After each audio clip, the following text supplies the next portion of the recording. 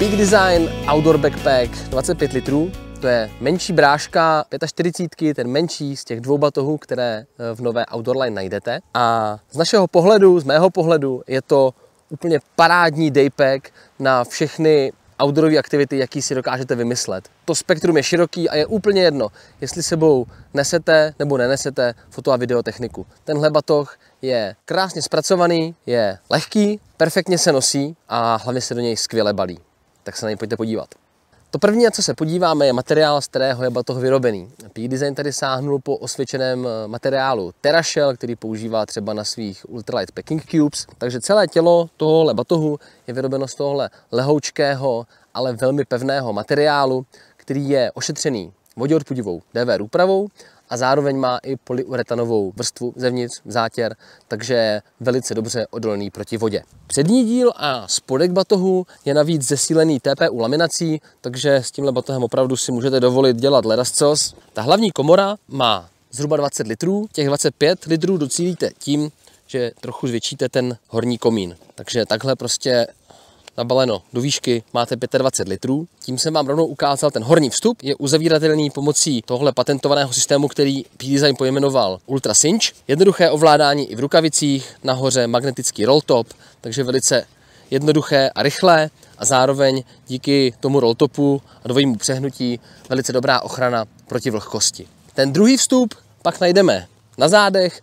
Ten ocení každý, kdo si chce pohodlně balit, ale zároveň tenhle vstup ocení i ti, co sebou přeci jenom nosí nějakou tu foto nebo videotechniku. Ten zádový panel se rozepíná pomocí 8 mm ultrazipu, zase věc, kterou u jiných Peak Design produktů známe, ověřený, odolný, voděodolný šup. Když takhle vyklopím ten zádový panel, vidíte, že já tam mám teda hodně techniky.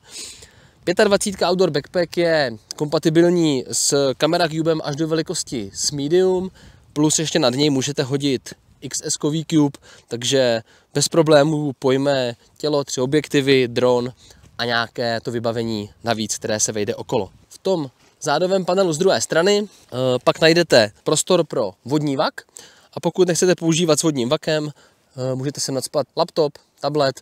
Co se týká laptopu a jeho velikosti, tak sem určitě dáte 16-palcový MacBook. Zádový panel je důležitý nejenom kvůli tomu, že tam je vstup do batohu, ale samozřejmě jasně definuje, jak dobře se bude batoh nosit. Tady, jak vidíte, ten zádový panel je velice dobře vypolstrovaný, je přes něj přetažená taková síťovina, aby byl dobře prodyšný. Ramenní popruhy jsou inspirované běžeckou vestou svým tvarem, takže jsou hodně široké, dobře vypolstrované.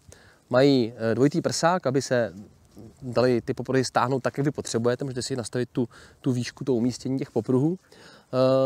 Zároveň díky tomu, že jsou takhle široké, tak skvěle rozkládají tu zátěž do plochy. Takže se ten batoh opravdu pohodlně nosí. Na obou těch popruzích najdete pružné kapsičky, na obou stranách také dedikované body na upnutí držáku Capture. Si můžete vybrat vpravo nebo vlevo, jak vám to vyhovuje.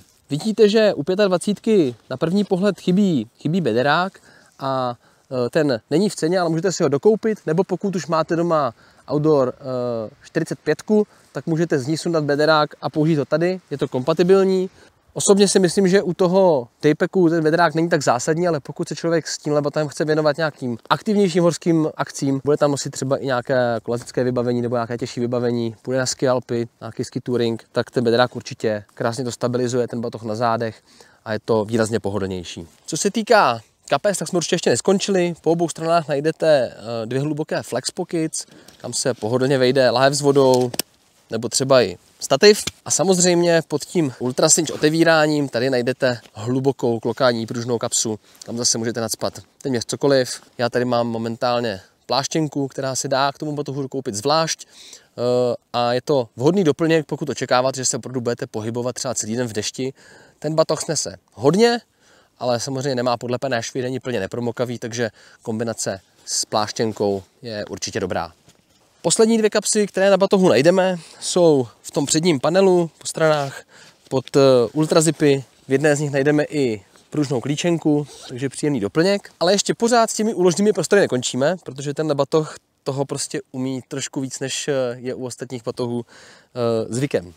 Po celém obvodu batohů jsou takzvané cord rails, což jsou takové lišty pevných oček, kam můžete připnout téměř cokoliv. V základu tady máte pružné gear loops, které můžete zase umístit kam potřebujete a buď pomocí nich něco připevnit, nebo ten batoh prostě a jednoduše kompresovat. Zároveň jsou k batohu dodávány i dva takzvané cord hooks, což jsou takovéhle provázky, které jsou vyrobeny z materiálu UHMWPE, Ultra High Molecular Weight Polyetylen. Je to věc, která je pevnější než karbon a je to extrémně lehké.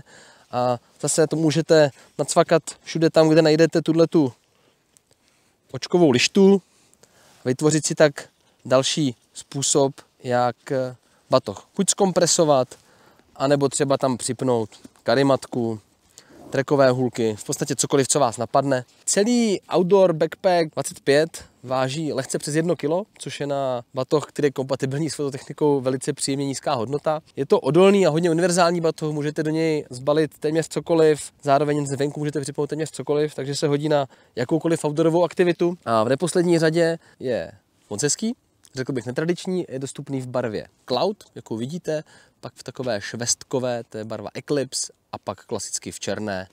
Takže si myslím, že i v tomhle ohledu si vybere opravdu každý. OK, tak tohle byl Peak Design Outdoor Backpack 25 litrů, univerzální outdoorový daypack, který se hodí na všechny outdoorové aktivity, ať už sebou nosíte nebo nenosíte foto a videotechniku.